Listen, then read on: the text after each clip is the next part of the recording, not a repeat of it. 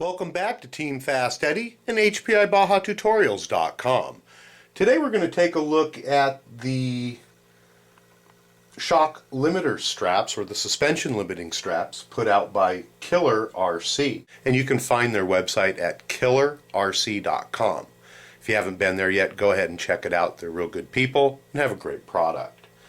One of the issues with the Baja can be with the suspension overextending itself when you're in the air, or if you hit a front or rear wheel really hard from the top, and it can overextend the suspension and break your shock mounts, the shock bottoms, and various host of other things. So Killer RC has come up with a suspension limiting strap which bolts onto the upper portion of the vehicle and then onto the A-arm to limit the motion just by a small amount, not a whole bunch, but just by a small amount, so that it will help eliminate any of the breakage that can happen.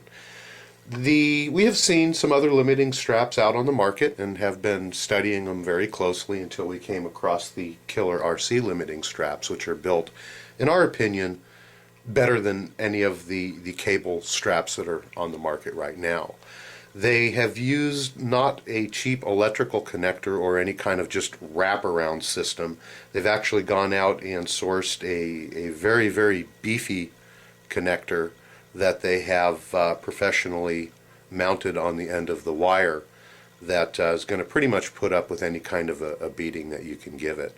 When you open the package, you're going to find 4 limiting straps. Also included in the package, which was something that we thought was very, very nice, is a huge amount of hardware.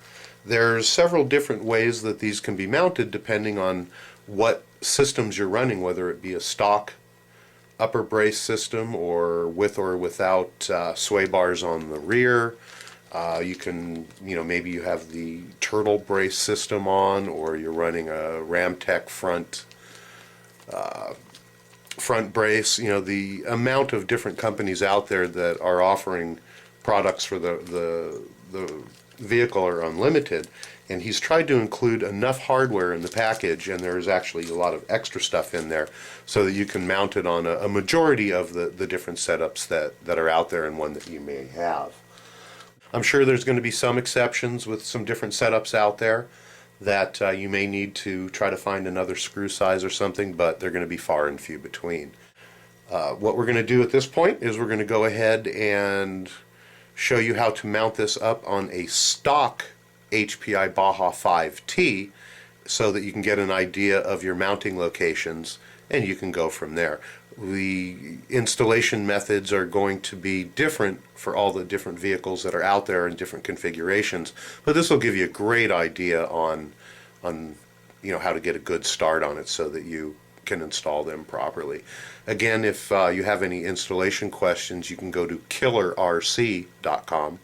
The first installation step on the rear, you can see that we're going to find the rear shock tower brace here on the top, and we're going to look on there, and you're going to see 2 screws, one on the top and one on the bottom. We're going to use the bottom screw to go ahead and put one end of the strap in, as we've done here, and included in the kit is a longer bolt which we're going to go ahead and screw through, and it's going to go all the way through the back of the shock tower, and at that point we're going to put the included nut on there as well.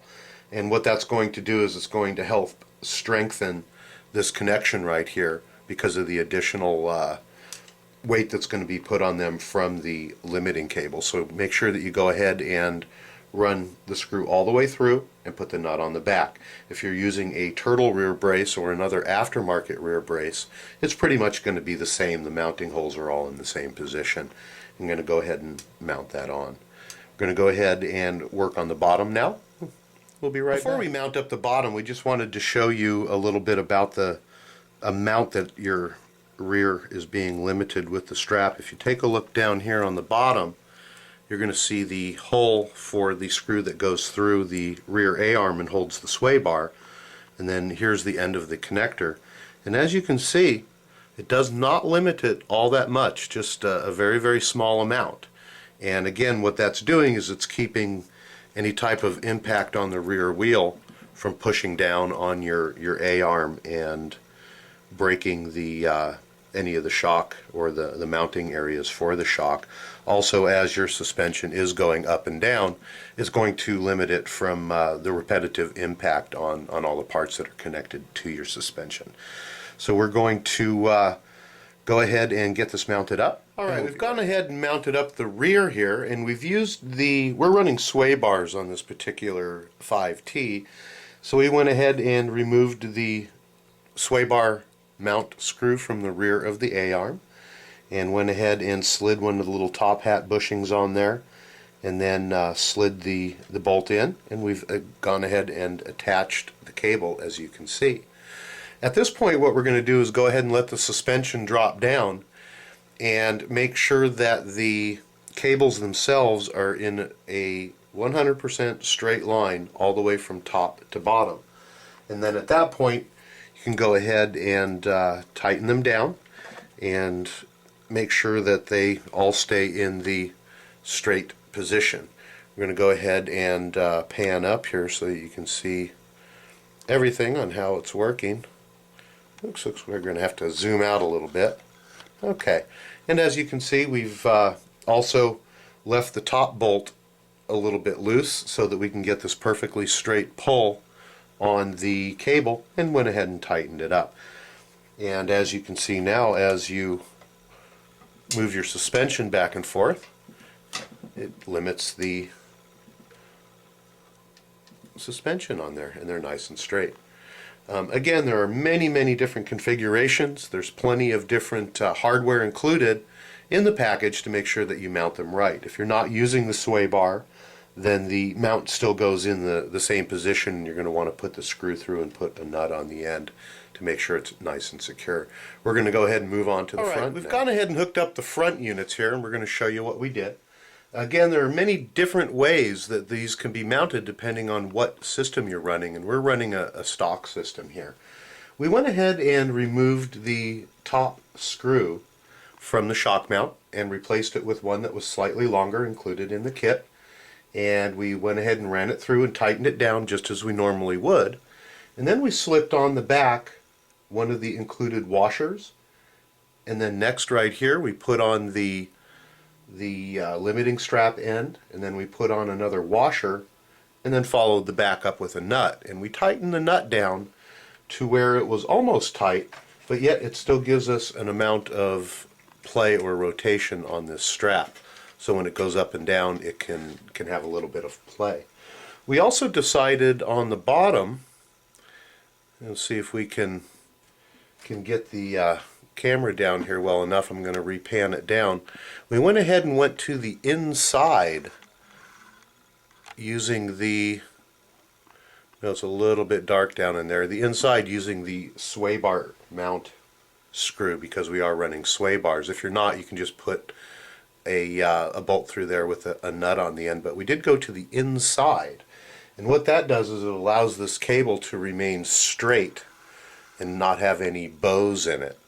Let me go ahead and pull the camera back out and up so that you can see. So now as this flexes up and down, you can see that the cable itself is always remaining completely straight, and it does rotate a little bit on the top here to keep any binding from happening. That's how we've gone ahead and done the front. Again, there's many different setups, and you're going to choose to do it your own way. There's definitely plenty of hardware in the kit. On any of these, what you're going to want to do is, once everything's tightened down, is you can use your finger to bend the connection area here just a little bit so that the pull is actually as straight as possible on the top and the bottom. And again, you're going to want that, you don't want the connector bending out and there to be a bow. You want the entire system, when it's stretched out, to be as straight as possible. Again, thank you for stopping by Team FastEddy and HPI Baja Tutorials.com.